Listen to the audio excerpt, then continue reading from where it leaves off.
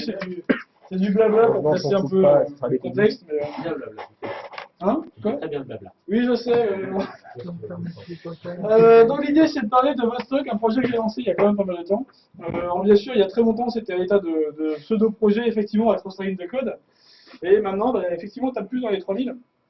Alors, bon, on va parler vraiment de l'origine du projet, puis voir, pour aller au final ici, au système qui a été développé, les avantages, inconvénients, puis une démo qui, je l'espère, ne fera pas comme la précédente. Alors, pour ceux qui étaient présents, sachez que ça a été résolu, que j'avais branché le connecteur d'alimentation sur le port USB du Raspberry. Ça marche moins bien. Donc c'est réglé, d'ailleurs, il est actif, hein, si vous voulez tester. À part que, apparemment, il y a des soucis de perf au niveau du CPU qui prend cher quand on se met à télécharger comme des ports.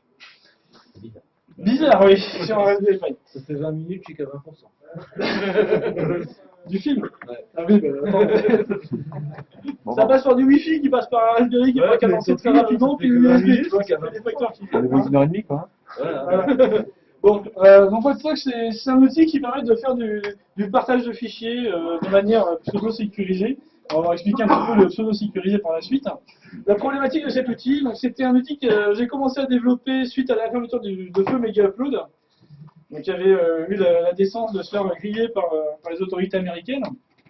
Donc c'était pour montrer qu'il y avait des alternatives surtout à Mega Upload, et des alternatives qui étaient plus résistantes à la censure que l'était Mega Upload. Vous savez que les serveurs Mega Upload ont été totalement, enfin, en partie saisis, et que tout ce qui est, toute la résolution de nom aussi, donc le domaine, etc., qui a été redirigé sur une super page aux US. Bref, c'était vraiment un endroit de stockage central qui était effectivement utilisé par plein de personnes pour partager des fichiers, et entre autres des fichiers soumis au copyright et aux droits d'auteur. Donc la problématique derrière tout ça, c'est en partie la censure en ligne. Le fait qu'on puisse retirer des fichiers, qu'on puisse retirer du contenu de la toile, d'Internet, et que ce contenu ne soit plus accessible. On parlera aussi du rôle de l'hébergeur. Je tiens juste à recadrer ça dans le contexte actuel. En ce moment, il y a pas mal de tractations politiques pour que les hébergeurs, enfin le rôle de l'hébergeur tel qu'il est considéré actuellement au niveau législatif, soit changé pour rendre les hébergeurs responsables des contenus. Ça implique pas mal de choses. Donc cet outil joue un rôle dans ce contexte-là. On va parler aussi de sécurisation du contenu, principalement ici de chiffrement, et puis de l'effet Streisand. Vous connaissez tous cet effet, certainement? Non. Non, c'est stressant. C'est très... Bon, on en parlera. Donc, la censure en ligne, on peut le faire en mode chinois, par exemple, avec le Great Firewall, le grand pare-feu, hein, le grand firewall chinois qui est en place, qui permet d'isoler la Chine. Il y a l'Internet et Internet chinois, quand il y a Internet et Internet par Orange. Normalement, il n'y a pas de problème. Alors, les problèmes, c'est petit. Voilà, chacun répond pour son mal. Le souci, c'est aussi la persistance des documents. C'est-à-dire que quand on push un fichier sur Internet ou sur un serveur, il est présent sur ce serveur. Qu'est-ce qui se passe si j'enlève ou je coupe le serveur d'Internet? Eh bien, j'ai plus accès au fichier. Bon, il y a des solutions qui existent déjà par rapport à ça, on va en parler. Donc, ces solutions pour la persistance, il y a notamment les systèmes de miroir qui existent. Par exemple, Wikileaks. Wikileaks publie des documents. Tout le monde dit, bouh, c'est pas bien, t'as laissé des noms d'agents secrets, etc., qui vont se faire cramer. On coupe Wikileaks, on coupe les fonds financiers, on essaie de rendre le système inaccessible via la résolution de nom, notamment. Eh bien, plein de personnes font des miroirs, et puis ça se duplique à tout va. Donc ça, c'est notamment l'effet Streisand. Et puis, on va aussi notamment mettre la censure en ligne, donc ça va poser des problèmes d'accessibilité. On peut aussi avoir du filtrage qui est sur l'accès à tel ou tel serveur. On l'a déjà vu, notamment avec The Pirate Bay, qui a été bloqué nombre de fois par des fournisseurs d'accès. Donc en France, ce qu'on retrouve souvent, c'est le filtrage par DNS.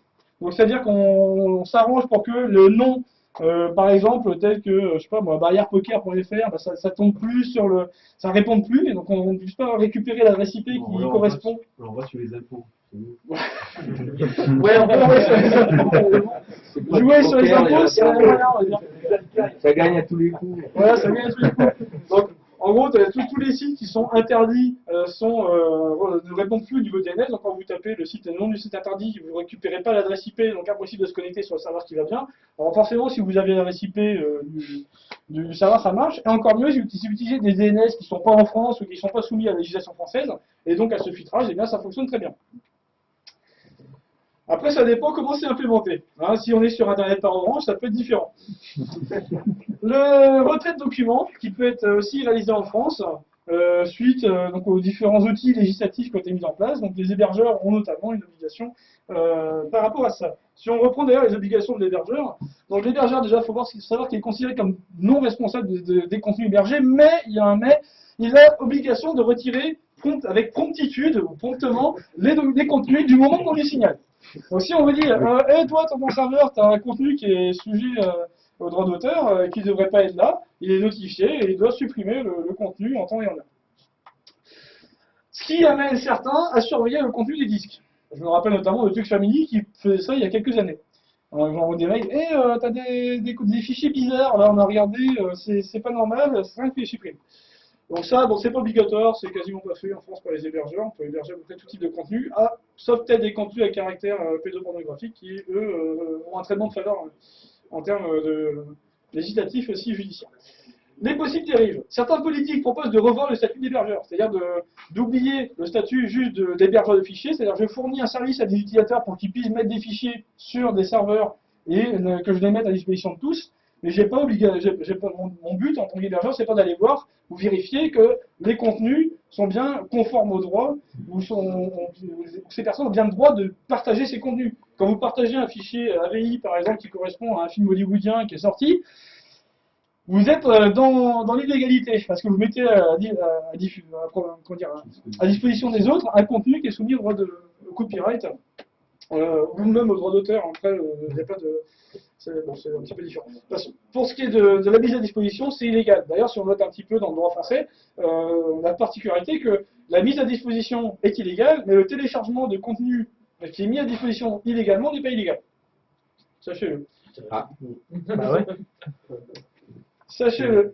Bon, après, si vous faites du peer-to-peer, c'est différent parce qu'ils considèrent que vous mettez à disposition directement. Donc, au final, quand même pas. L'objectif ici de ce changement de cap, c'est-à-dire ne plus considérer les hébergeurs comme simples fournisseurs de gros disques durs sur lesquels on peut mettre des fichiers qui seront ensuite mis à disposition, c'est notamment de responsabiliser les hébergeurs en disant, bah voilà, vous avez des utilisateurs qui mettent des fichiers, et bien vous devez surveiller ce que les utilisateurs font pour vérifier qu'il n'y a pas des fichiers soumis au droit d'auteur, etc. En fait, faire une genre de veille proactive. Enfin, une veille proactive, c'est un peu technique, mais bon, pour surtout voir ce qui est surveillé, ce qu'on héberge, pour éviter ce genre de contenu. Donc bon, ça c'est toujours une dérive possible. Bon, pour vivre heureux, vivons cachés, qu'ont fait les personnes suite à ces quelques considérations, eh bien ils sont mis à chiffrer. Notamment, bon effet d'Adopi, hein, soit dit en passant, les VPN ne se sont jamais aussi bien vendus que via Adopi. Après Adopi. C'est clair, c'est vrai. On ne parlera pas de certains qui ont monté leur business plan là-dessus. Le chiffrement donc, assure la confidentialité. Je mets un bémol par rapport à l'affaire Mega, dont on parlera par la suite. Hein. Mais le chiffrement, quand il est bien implémenté et bien développé, assure la confidentialité. Il est possible de cacher le contenu dans un contenu légitime, ce qu'on connaît plus généralement sous le nom de stéganographie.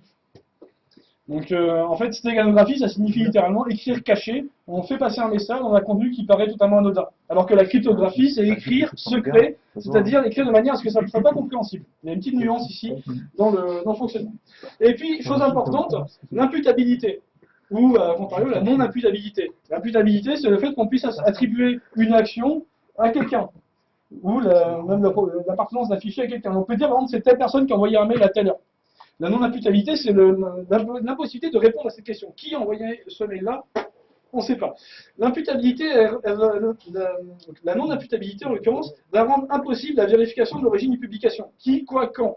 Typiquement, si je mets un fichier sur Internet et que ce fichier est illégal, partons de ce postulat, si on veut savoir qui a mis ce fichier, on va aller voir les logs, l'IP qu'il a posté, on va vérifier que le contenu c'est bien quelque chose qui est illégal, et à partir de là, on va dire, bah tiens, c'est toi qui l'as posté, on porte plainte, etc. La non-imputabilité, c'est en fait tout simplement le fait de concevoir un système qui ne garde pas de traces et qui ne permet pas de remonter à la source. Et idéalement, un système qui permet même d'empêcher l'identification du type de contenu, si on combine notamment au chiffrement. L'effet Streisand va nous aider. L'effet Streisand, c'est quoi? C'est simplement une petite histoire. C'est Barbara Streisand qui avait sorti, bref, elle avait sorti tout un ensemble de contenus, mais elle avait surtout eu une photographie qui a été prise par un photographe qui a été publiée et dont elle n'était pas satisfaite. Donc elle a demandé à ce que cette photographie soit retirée. Le photographe n'a pas voulu. Elle a fait l'affaire devant la justice. Seulement, l'affaire étant publique, plein de personnes se disent « Ah, c'est quoi la photographie que Barbara Streisand ne veut pas publier ?» Donc, il y a plein de personnes qui ont dit « Ah, c'est celle-là, hop, je la copie. » Je la copie. Et bien sûr, elle, ne voulant pas avoir cette photographie publiée, elle a commencé à multiplier les demandes de retrait. Et en fait, plus elle demandait des retraits, plus la photo était connue et plus l'affaire faisait du bruit. En fait, ce que ça montre, en fait, simplement, c'est que plus on essaie d'arrêter la diffusion d'un contenu et que celui-ci est sollicité, plus celui-ci est dupliqué. Typique Wikileaks, un bon exemple. Wikileaks, on a essayé de le contrer, de fermer le site, et ben, il y a eu, je sais plus, 100 ou 200 miroirs qui ont été créés en une nuit. Allez enlever les 200 miroirs après. Bon courage. Pardon? Encore du Ouais, encore faut pas. les pays qui collaborent. Alors, on va rappeler les systèmes existants en termes de partage. C'est très succinct, on pourrait passer des heures sur les systèmes de partage, je vais essayer de brasser assez large, notamment avec le tout nouveau Mega, la plateforme lancée par Kim Schmidt d'It.com, tout récemment, avec un chiffrement réalisé par le navigateur en Flash, qui est mal implémenté, enfin je vous passe tous les détails de l'implémentation. En plus il est tout trouvé, hein. Dès qu'il a été lancé, il y a eu plein de Unix SS qui ont été trouvés, avec notamment des problèmes cryptographiques, notamment les liens de confirmation qui contenaient des données qui étaient encodées ou chiffrées, bref, qui pouvaient se casser. Donc si vous aviez réussi à choper un lien de confirmation, eh bien c'était le jackpot, vous avez le mot de passe qui peut être récupéré. Oui, voilà, sur FastBin, ça peut mal tourner. Bon. Donc, et en plus de ça, c'est un système pseudo-décentralisé. Pourquoi? Parce que c'est vendu comme un système décentralisé, autrement dit, il vous dit, voilà, si vous êtes fournisseur de contenu, si vous avez d'espace disque à revendre, eh bien, contactez-moi, je vous donne une clé, on s'interface, et puis on répartit. Donc, grosso modo, il y a un point central, c'est les serveurs, enfin, les serveurs de Mega, qui redirigent ensuite sur d'autres serveurs. C'est sympa, enlever le serveur central, il n'y a plus rien. Donc, au final, c'est pas vraiment décentralisé. On a aussi du BitTorrent, très connu, c'était le successeur de tout ce qui a été des systèmes tels que Kazaa, Idonkey et autres. Donc c'est un système peer-to-peer basé sur un protocole customisé qui était plutôt bien pensé, et le protocole malheureusement est principalement détecté et bridé par les fournisseurs d'accès ici. Donc typiquement, si vous mettez à faire du peer-to-peer sur votre connexion ADSL, ça se pourrait qu'il y ait des QoS qui s'activent et que vous ayez des débits pourris. On n'a pas oublié BitTorrent plus VPN en Suède. Voilà, oui, bah ça c'est la solution alternative. En BitTorrent plus VPN en Suède, effectivement, là il n'y a plus de souci, avec ePredator ou d'autres VPN plus ou moins payants.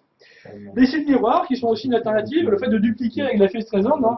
Alors le problème des sites miroirs, c'est que c'est quand même assez long à mettre en place, sauf grosse affaire où là il y a beaucoup de miroirs qui se montent comme Wikileaks.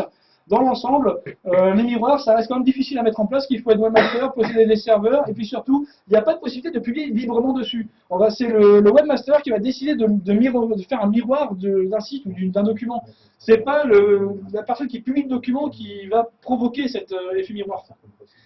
Et puis on a des logiciels sur protocole dédié, notamment RetroShare par exemple, qui est basé sur du peer-to-peer. Beaucoup sont basés sur du peer-to-peer. Vous avez des systèmes de stockage décentralisés qui répartissent le stockage sur l'ensemble des nœuds.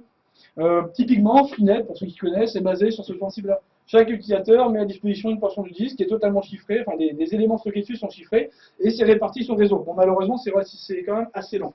Faut dire ce qu'il y a, surtout Freenet, surtout que c'est peuplé de pédophiles et tout ça. Donc, faut pas utiliser. Donc, l'idée qui avait germé à l'époque, c'était de se dire, bah voilà, il y a certainement des choses à tirer des protocoles existants, des couches existantes qui sont déjà bien connues, bien implémentées, bien supportées, dans des smartphones ou autres, hein, peu importe, sur des systèmes, et de s'en servir pour faire du partage décentralisé. Alors, c'est pas vraiment du partage décentralisé en mode peer-to-peer, mais plus du partage avec un nuage de serveurs que l'on pourrait, c'est super, je fais de l'informatique dans les nuages, un nuage de serveurs que l'on pourrait adresser et qui serait mobile. Voyons un petit peu le système. Donc le but du jeu, c'est d'avoir des serveurs web ici qui sont vraiment au strict minimum, c'est-à-dire pas de base de données, simplement un stockage, etc. Donc ici, c'est typiquement du PHP sans base de données et on se repose sur des protocoles connus. Alors je sais, il y a des puristes qui vont vous dire que oui, on se repose sur d'HTTP, HTTPS, DNS, des protocoles qui peuvent être bidouillés pour contrer ou filtrer. Et le principe, c'est de partir de ça, plus de l'effet Streisand. Je m'explique. On est sur un nuage de serveurs. Les utilisateurs utilisent Internet pour se connecter sur les différents serveurs. Si du jour au lendemain, je décide de retirer ce serveur du réseau, j'ai quand même d'autres serveurs qui fonctionnent. Malheureusement, les données qui étaient stockées sur ce serveur-là seront perdues. Est-ce que c'est grave? Non, parce qu'on a des utilisateurs qui ont forcément gardé des copies en local. Les utilisateurs ayant gardé des copies en local, quand ils voient que ça ne marche plus, ils réuploadent, comme pour des miroirs. Seulement ici, il n'y a qu'à repusher le système et puis tout fonctionne. C'est le même principe qui a été utilisé pour des sites de partage pirate de DivX par exemple, avec les liens Mega Upload, Upload to, etc. Ou dès que c'était supprimé le Mega Upload ou de RapidShare, eh bien il réuploadait et remettait à jour le lien. Même système. Sauf que là c'est dans un nuage. Alors les avantages, ouais, c'est un peu petit, mais bon, c'est basé sur HTTP, HTTPS, c'est des standards au niveau du web. Ça reste difficile à chiffrer, c'est pas impossible de chiffrer ces protocoles, de bloquer, de filtrer ces protocoles. Par contre, c'est super sympa parce que ça passe des proxys. Vous êtes en école, vous avez du HTTP, HTTPS, pas de problème, vous pouvez télécharger. Vous êtes sur un réseau qui est filtré, qui fait du filtrage par URL, le système même fait qu'on peut toujours trouver des serveurs qui ne sont pas blacklistés, par exemple. Bref, le système est quand même assez sympa. On a du chiffrement avec 128 qu'on peut pousser à AWS 256, voire même changer d'algo si ça vous chante, etc. Vous allez voir pourquoi. C'est tout simplement qu'on est sur un système où la logique repose principalement dans le client et pas dans le serveur. Donc bien sûr, il est impossible de déterminer le contenu à partir des fichiers uploadés. Ça, c'est un point essentiel pour l'hébergeur.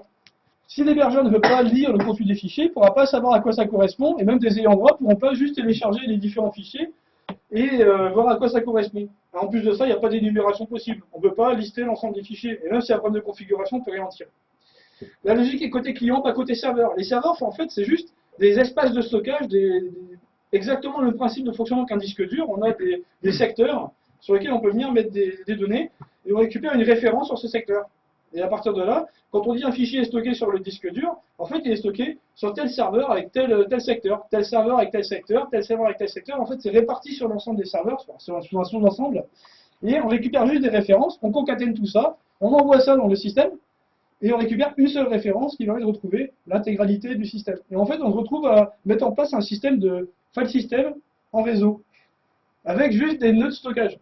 Et là, ça devient super performant, parce qu'effectivement, si on perd de la donnée, si un serveur tombe KO, on a quand même tous les autres qui sont actifs. Donc pour supprimer, pour rendre le système Godstock inopérant, il faut couper au même moment tous les serveurs. C'est pas de peer-to-peer. Par contre, les utilisateurs sont libres de remonter le système, avec juste des hébergements gratuits, des serveurs. C'est très très light en termes de PHP, il faut juste un hébergement web. Vous avez un PC chez vous, vous branchez sur votre connexion maison, vous êtes en fil, vous pouvez participer au réseau. Et n'importe qui peut venir se greffer et partager ses fichiers. À savoir qu'au niveau du point de stockage, on ne saura jamais ce qui est stocké. Donc on est en fait sur un genre de cloud, mais qui est toujours en constante évolution. On peut ajouter et retirer des serveurs, des dépôts de stockage très facilement, et puis il y a l'effet Streisand qui va se rentrer en action si jamais des serveurs sont coupés. Si on voit qu'il y a des gros serveurs qui tombent parce que, je sais pas, quelqu'un a décidé de mettre fin à votre stock, eh bien, les utilisateurs le contrôlent. On n'est pas sur un service comme Mega où c'est juste Kim.com qui gère le truc et qui, pour une raison X ou Y, décidera de couper le service. C'est même plus généralement le cas des systèmes en nuage. Quand vous confiez vos données à Google, par exemple, avec le système Google Drive ou même avec SkyDrive sur Microsoft, eh bien, vous confiez des données à quelqu'un. Si du jour au lendemain décide de couper le service, vous perdez vos données à proprement parler. Là, il y a toujours une règle de perte, hein, je ne vous cache pas, c'est sur le système exactement un peu type cloud, mais on a quand même l'effet Streisand qui a de garder le système actif. Les inconvénients. Il y a quand même des inconvénients, il ne faut pas se leurrer. Il y a dans le système actuel pas de persistance, c'est-à-dire qu'en fait, un gros fichier découpé en petits bouts qui sont répartis sur l'ensemble des serveurs de stockage, et bien sûr, quand il vous manque un bout sur le fichier, c'est comme quand sur BitTorrent, il vous manque le mec qui partage le bout qui vous manque. Ça bloque. Donc il n'y a pas de redondance des données, mais ça peut être implémenté. L'idée ici, c'est que vous avez des serveurs qui implémentent une API permettant de stocker n'importe quoi. Et c'est même pas eux c'est même pas les serveurs qui gèrent le chiffrement. Vous voulez stocker en clair, vous pouvez. C'est juste une mise à disposition d'un bout du disque de stockage, et après vous faites ce que vous voulez. On peut même envisager d'autres applications avec ce système. Ça dépend du nombre de dépôts qui dépend de la communauté. Quand on dit plus il y a de personnes utiliser votre stock ou à mettre en place des dépôts, plus le système aura une grande capacité de stockage et plus il sera attrayant. Et puis on a un système d'annuaire qui permet à un dépôt de référencer d'autres dépôts. Alors l'annuaire en fait peut être pollué, c'est dans le système actuel. Si on essaie de bloquer cette pollution, on va restreindre des fonctionnalités en termes d'annuaire, et si on essaie de pas bloquer ce dépôt, on autorise encore plus de pollution. Donc au final il y a moyen de court-circuiter les référencements au niveau des autres dépôts. Donc il peut être pollué, mais il y a une autorégulation. C'est-à-dire que le système, en fait, le client va mettre à jour, et plus il y a d'utilisateurs à mettre à jour, plus les dépôts montent dans un système de stats. Et donc, ils sont plus fiables. Et c'est les utilisateurs qui définissent si les dépôts sont fonctionnels. Ce n'est pas les dépôts eux-mêmes qui définissent ça. Donc au final, on requête sur les dépôts, même s'il y a un dépôt qui est pollué ou qui est pourri, les références au même dépôt seront présentes sur d'autres dépôts. Donc après, il n'y a qu'à croiser les informations et on arrive à savoir quels sont les dépôts pertinents. Bon, j'ai pris une petite démo sur le fonctionnement de votre stock. Alors bon, j'espère que ça va pas faire comme tout à l'heure. Ça serait pas mal. Est-ce que tout le monde va le terminal? Ouais, on va peut-être passer comme ça. Alors, on va aller directement sur le... C'est pas bien, la copie de travail. Donc, il y a une partie client, une partie serveur. Donc, moi, j'ai installé des dépôts pour le système. Je vais essayer d'aller prendre une image que j'ai utilisée pour une présentation ici.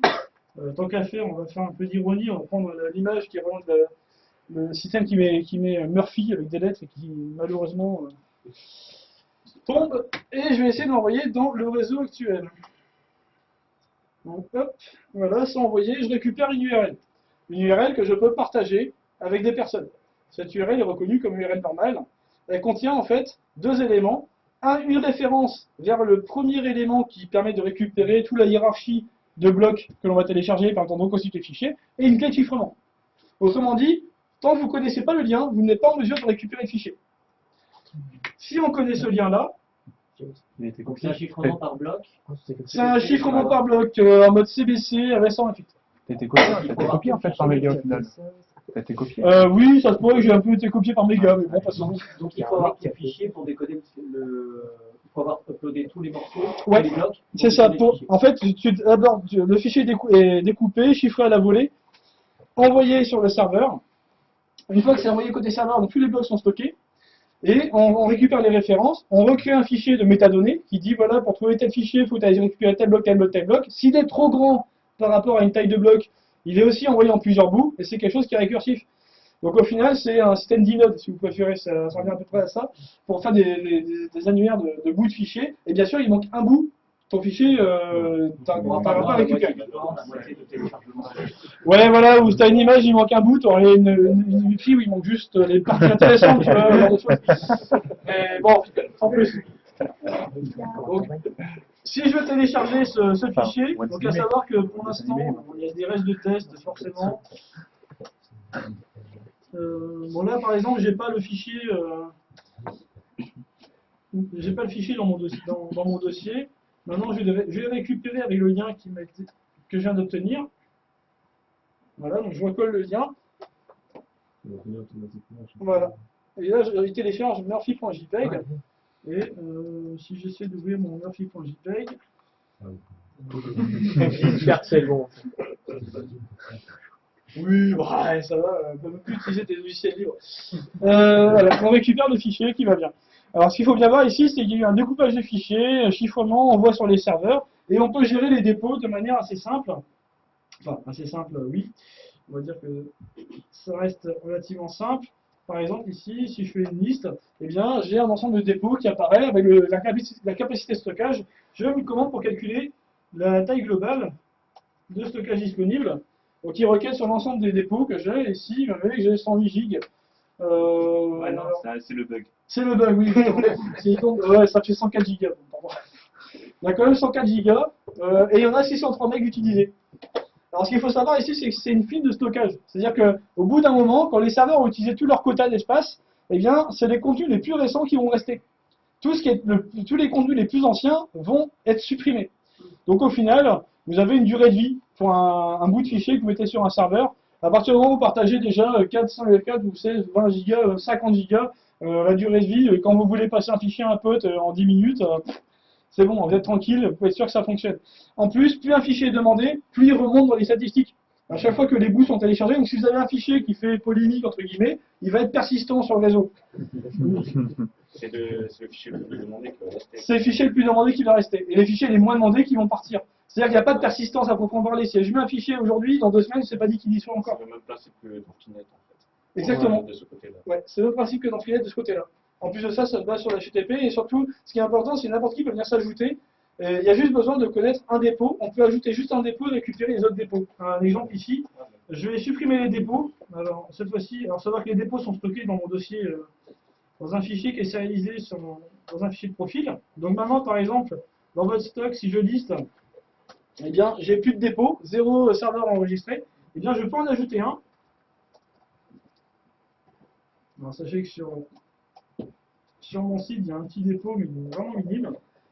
Il récupère la version, récupère le KBC stockage, et puis il est enregistré. Et à partir de là, tout ce que j'ai à faire, c'est juste à dire, hey, dis-moi, est-ce que tu connais d'autres dépôts? Je fais un update, il va contacter mon dépôt en demandant, bah tiens, est-ce que tu aurais des dépôts qui seraient intéressants?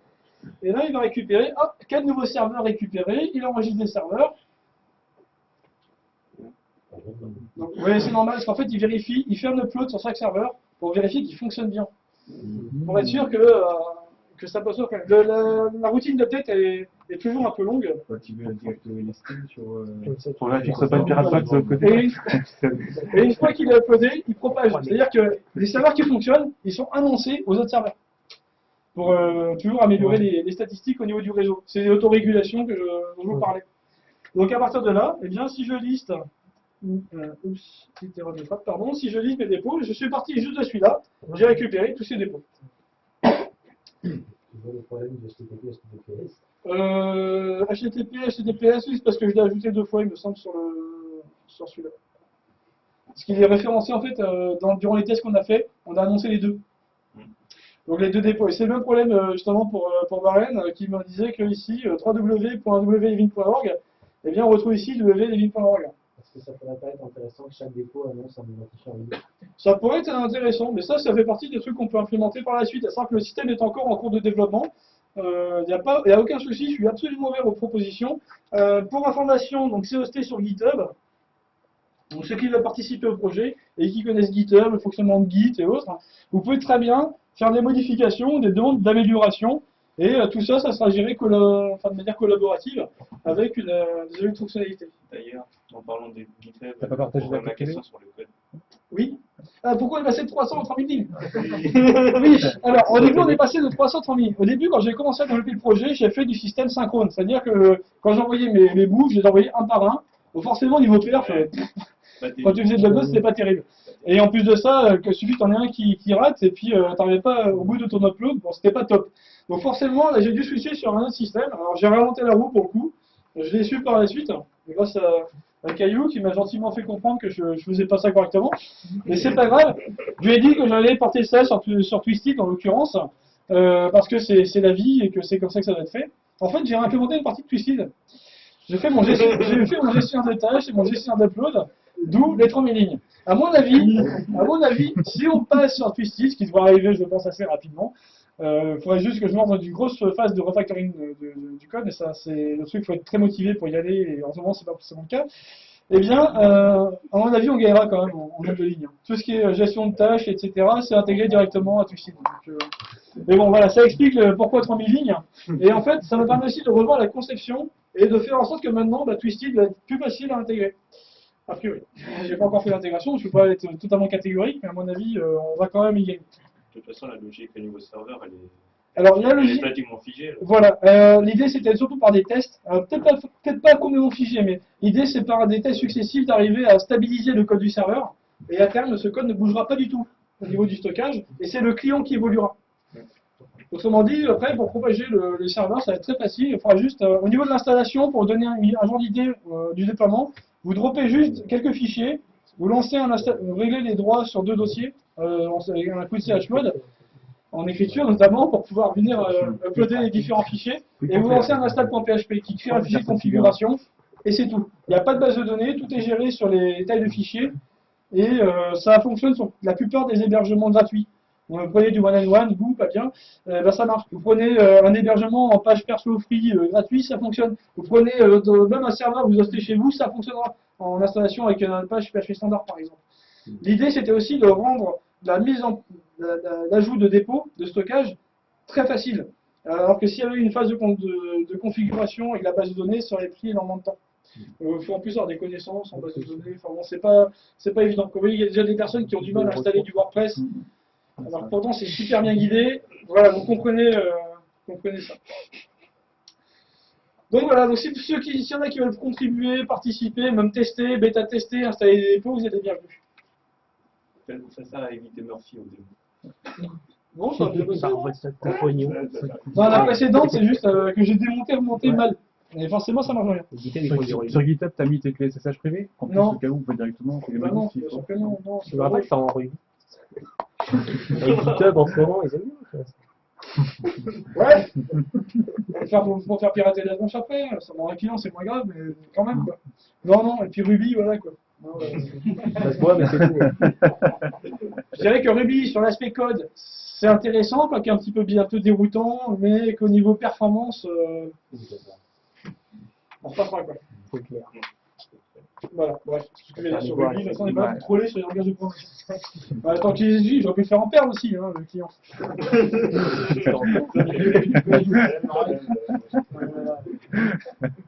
Bref. Donc voilà, si vous êtes intéressé, en tout cas, faut pas hésiter. C'est fini. C'est con. Ouais. À quelle heure t'es